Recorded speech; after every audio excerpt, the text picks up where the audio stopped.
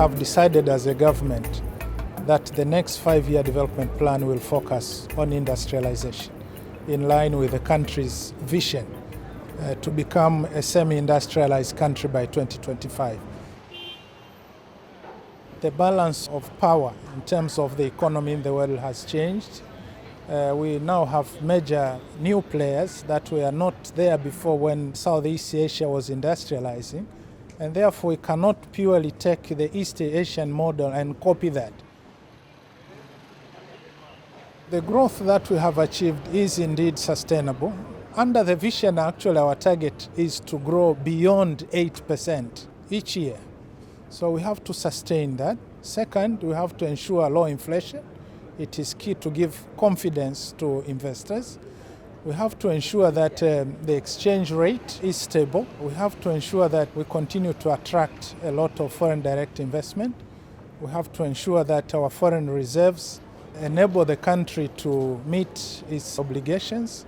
That is condition number one. We have to sustain robust macroeconomy. But second, building on Tanzania's comparative advantages. If we look around the region, Tanzania is really the food basket of the region. And therefore, as we think about industrialization, that has to be taken into account. If you want to attract foreign direct investment, we have to be concerned about what investors want in Tanzania. So, for example, it's important to re-examine our fiscal structure, the taxation regime, the regulatory environment.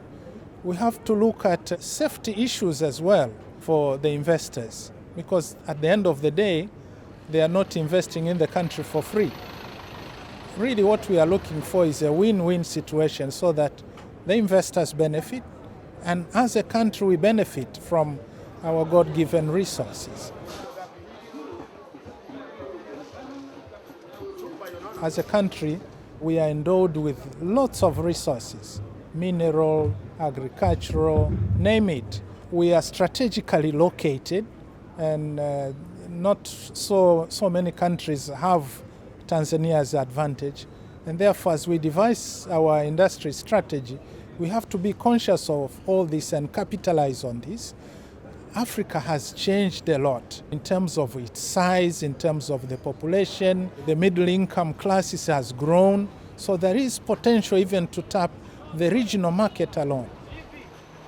When we talk about the meat processing, we can simply target the Middle East countries. Same for fruits, fruit processing, packaging. We don't have to look for markets that are far away from us. So we have a place to learn from, and gradually I think we have a potential to really thrive and grow.